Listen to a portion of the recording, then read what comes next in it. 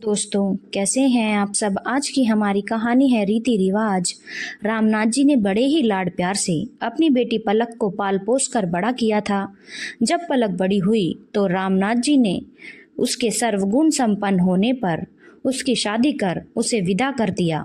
विदाई के समय जब पलक ने रामनाथ जी से आशीर्वाद लिया तो पलक को गले लगाते हुए रामनाथ जी ने कहा, बेटा, हमारे घर की रीति तेरे ससुराल में नहीं चलेगी।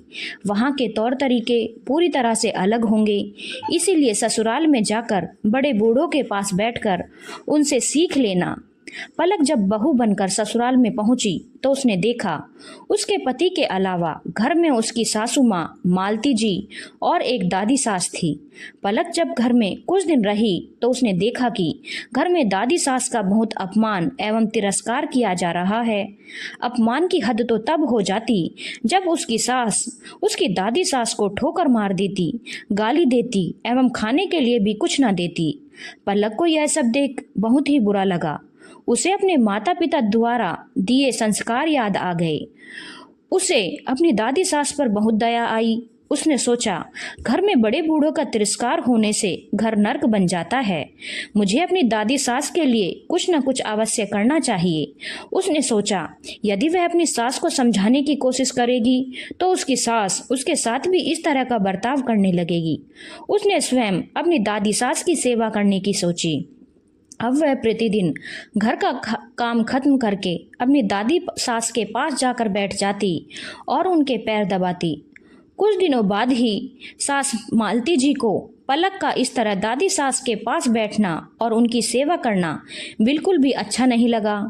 एक दिन मालती जी ने बहू पलक को बुलाया और उससे कहा, बहू, तुम घर का सारा काम छोड़कर हमेशा दादी सास के पास क्यों जाकर बैठ जाती हो। पलक को यह सब पता था कि एक न एक दिन उसकी सास उससे यह प्रश्न अवश्य पूछेगी। पलक ने कहा, माँ जी, मैं घर का सारा काम खत्म कर लिया है। यदि फिर भी कुछ बाकी रह गया है तो काम बताइए। सास मालती जी बोली, काम तो कुछ भी नहीं है बहू रानी, परंतु दिन भर दादी सास के पास बैठना अच्छी बात नहीं। पलक ने सास की बात को बड़े ध्यान से सुना और उससे कहा, माँ जी, मेरे पिताजी ने सदैव मुझे यही सिखाया है कि जवान लड़के लड़कियों के मध्य कभी नहीं बैठना। पलक ने बड़ी ही चतुराई और शालीनता के साथ उत्तर दिया, माँ जी, दादी सास कह रही थी कि यदि तेरी सास मुझे गाली न दे और ठोकर न मारे तो मैं ही सेवा मान लूंगी। पलक की बात सुनकर मालती जी ने बहू से पूछा, क्या तू भी मेरे साथ ऐसा ही करेगी। पलक मालती जी के इस प्रश्न के इंतजार में थी। पलक ने कहा, माँ जी, मुझे पिताजी ने बड़ों से घर के रीति रिवाज सीखने को कहा था। यदि घर के रीति रिवाज बुजुर्गों के अपमान करने के हैं तो मुझे भी रीति रिवाज अवश्य मानने पड़ेंगे। बहू का उत्तर सुनकर सासू माँ मालती जी को अपने भविष्य की चिंता सताने लगी। उसने सोचा, जैसा व्यवहार मैं अपनी सास के साथ करूंगी, मेरी बहू भी वही सीखेगी और फिर वह भी मेरे साथ वैसा ही व्यवहार करने लग जाएगी। सास अब दिन भर इसी बात को विचार में रहती। अगले ही दिन बहू ने घर के एक कोने में ठीकरी, खाना खाने का एक मिट्टी का बर्तन इकट्ठा करना आरंभ कर दिया। घर के कोने में ठीकरी पड़ी देख मालती जी ने बहू से इतनी सारी ठीकरी इकट्ठा करने का कारण पूछा। बहू, तुमने यह ठीकरी क्यों जमा की है। पलक ने बड़ी ही विनम्रता से कहा, माँ जी, अब दादी सास को ठीकरी में ही भोजन देती हैं, इसीलिए मैंने सोचा कि बाद में ठीकरी मिले ना मिले, इसलिए अभी से आपके लिए ठीकरी जमा कर देती हूँ। पलक का उत्तर सुनकर सास बहुत ही घबरा गई और उसने पूछा, तो मुझे ठीकरी में भोजन परोसेगी। पलक ने कहा, माँ जी, मेरे पिताजी ने कहा था कि यहाँ के रीति रिवाज वहाँ नहीं चलेंगे।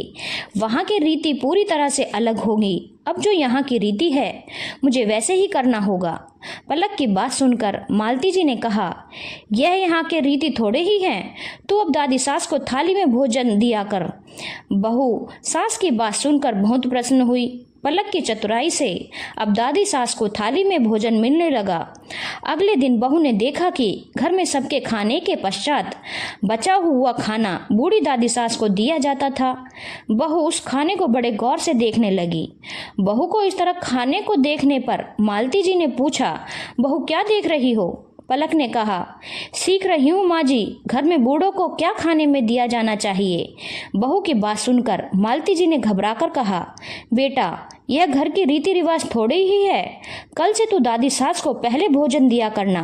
बस अगले दिन से ही दादी सास को एकदम से बढ़िया भोजन मिलने लगा। धीरे धीरे पलक ने सास की सारी आदतों को बदल दिया। यदि बहू अपनी सास को उपदेश देती कि उन्हें बड़े बूढ़ों के साथ इस तरह का व्यवहार नहीं करना चाहिए, तो उसकी सास उसकी बात कभी नहीं मानती। धन्यवाद दोस्तों। अगर आपको कहानी अच्छी लगी हो तो चैनल को लाइक, शेयर और सब्सक्राइब करना ना भूलें।